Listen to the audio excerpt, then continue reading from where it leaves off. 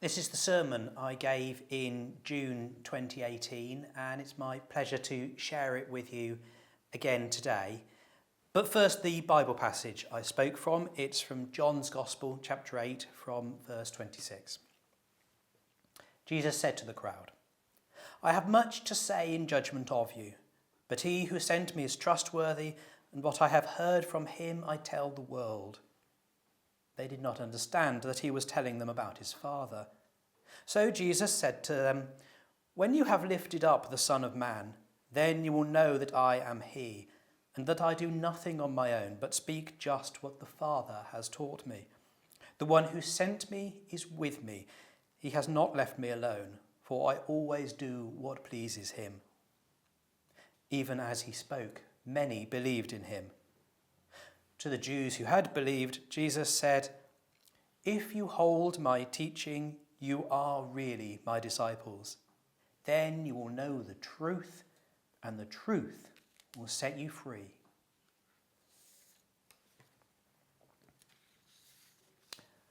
I have a theory about Brexit. Seems to me that people who voted to leave the European Union voted largely for political reasons to do with democratic self-determination. And people who voted to remain did so for largely economic reasons to do with prosperity and jobs. Of course, I'm simplifying here, and both sides claim to consider both. But it seems to me that which set of ideas, which ideology, takes priority determines which way people voted. And while we can easily discuss facts and try to find the truth behind factual claims, ideals aren't true or false in exactly the same way. And so the problem with the very heated and unpleasant debate ever since the referendum is that people haven't managed to cope with there being two competing sets of ideals, two ideologies. Now, when ideologies compete, we should not descend into abuse. We should respect the beliefs of others, even where we disagree. Above all, we need to treat each other with respect, not personal attacks. That's what loving your neighbour as yourself means. By all means, discuss. Have a reasoned debate about beliefs. But while it's okay to try and persuade each other, no one should be told they must accept an ideology. Love the person even when you profoundly dislike the ideas.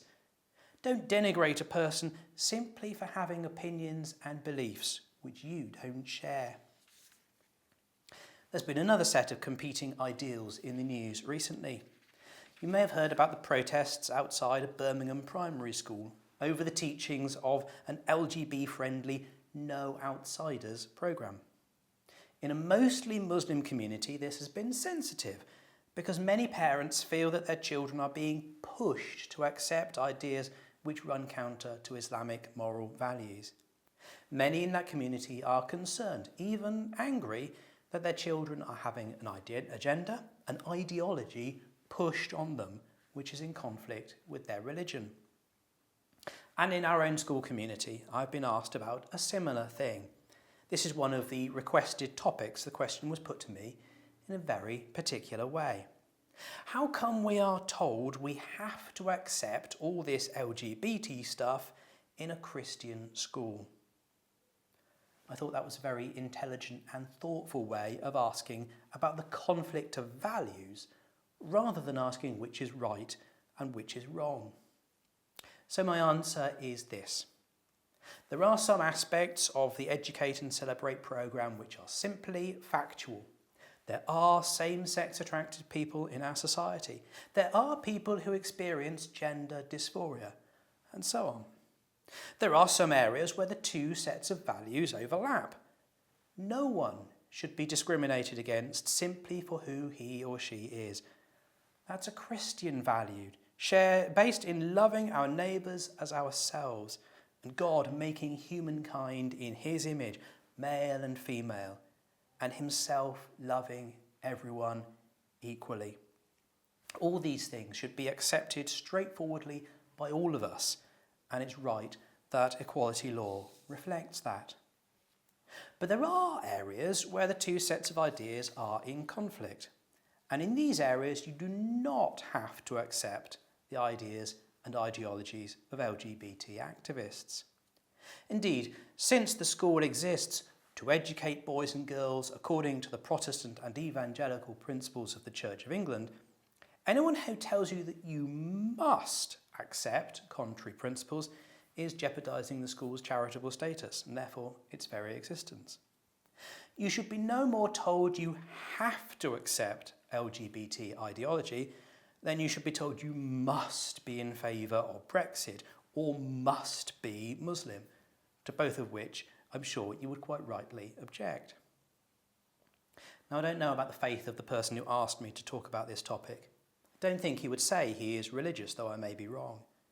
But I'm aware that there will be a good few in our community who will have been struggling if they feel that they're being told they must accept ideas which run counter to their faith, or indeed non-faith-based reasoning about the world. So I want to say to everyone, but especially to those of you who have been troubled, that you are not obliged to accept someone else's ideology. You're perfectly at liberty to hear ideas out and then think, no, not for me. There are several areas where many or most Christians, and for that matter people of other faiths too, will be in disagreement with LGBT activists and where you must make up your own mind. So it is perfectly legitimate to think that marriage should only properly be understood as being a lifelong exclusive union of a man and a woman. Indeed, that definition is written into English law. You may perfectly properly believe that, as an ideal, sexual activity belongs only within such marriage, and that therefore any other kind is morally problematic. That's the position of all the major faith groups, though note it doesn't only apply to same-sex couples.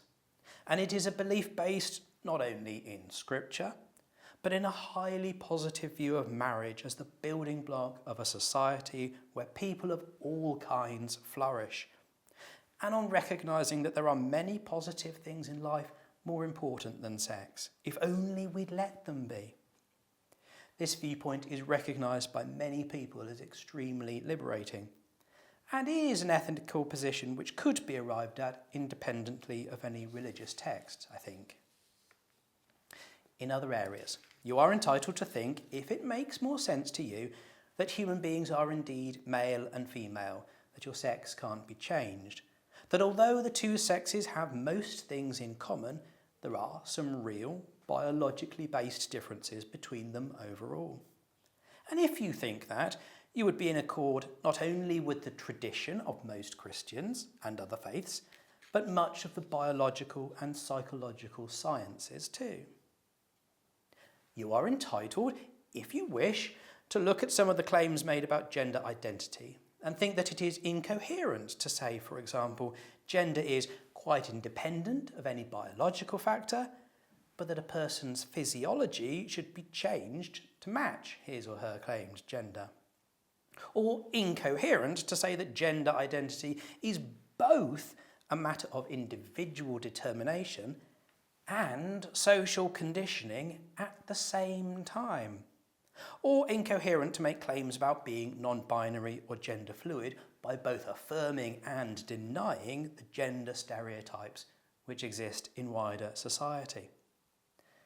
And if these claims, which do seem to be made, are incoherent, then they cannot be more than partly true. Yet truth is important as we try to make decisions about the consequences of these ideas. And you might reasonably notice that some LGBT activists will happily lie about gender identity being a legally protected characteristic, which it isn't. And from that observation, wonder whether there are other areas where their relationship to truth is looser than might be ideal. But by way of contrast, no one has the right to tell you that you must lie about these matters, to say things you sincerely believe to be false. That is the tactic of totalitarianism and dictatorship. On a more positive note, Christians will want to have a discussion about human identity which focuses as most important on the things we all have in common, rather than increasingly long lists of the things which might divide us. At the same time, Christian concern for truth will be trying to distinguish between false stereotypes and those areas of human interaction which are assisted by the practical wisdom of past generations. You might be concerned that if you take the religious view on these matters, you will be attacked and accused of homophobia and the like. But remember that religious belief is just as protected in law as sexual orientation, and no one has the right to discriminate against you or be abusive towards you. Remember too that phobia words have a strict sense of extreme or irrational fear or dislike, like arachnophobia, fear of spiders, or triskaidekaphobia, fear of the number 13. Well, there's nothing extreme about sharing your view with the Church of England, established by law, and of the majority of the world's population who belong to these faiths. Nor is it irrational to hold these views, since they can be based both on secular reasoning and on scriptures. And if, on other grounds, you are sure that the scriptures reflect the mind of God, then they provide the very best reasons possible for anything. But homophobia and transphobia have come to be used in a looser sense to mean often simply, you disagree with me and I'm going to refuse to listen to you and shame you to shut you down. In other words, they have come to be terms of abuse, used in a dictionary definition, bigoted and bullying way. You can safely ignore these uses, although that takes real moral courage, I know. And you may think that LGBT rights are somehow different because no one chooses to belong to the varied groups represented by these ideas. To which I would remind you that equality law does not recognise that distinction. All equalities are, in fact, equal. And I'd also encourage you to remember that what is under consideration is religious and ethical thought. In religious and ethical thought is only the actions and choices we do make. What it may never have occurred to you to realise. The religious people don't have a choice about what they are either. So, for example, I can no more wake up one morning and choose not to believe in God than I can choose to believe the moon is made of cheese. I just know it isn't, and I can't change that. So all in all, if you are at ease with all this LGBT stuff, you're entitled to keep those ideas. If you are not comfortable with it, for the various especially religious reasons, you should not feel required to change. Whichever side of this conflict of ideas you come down on, or even if you are unsure of some of it, the most important thing is to remember that loving your neighbour as yourself does not mean agreeing with everything he or she says. It means that when we have these discussions, there is no excuse for personal attacks or abusive language. We should all respect that people on each side of the debate have deep and strongly held convictions. And because, unlike Brexit, this is not a debate which is subject to a vote, it is an ongoing process. So there should be shared effort to find out what real truth looks like, and to respect that that effort is made honestly and sincerely by all people, even if not everybody comes up with the same ideas and the same answers for now.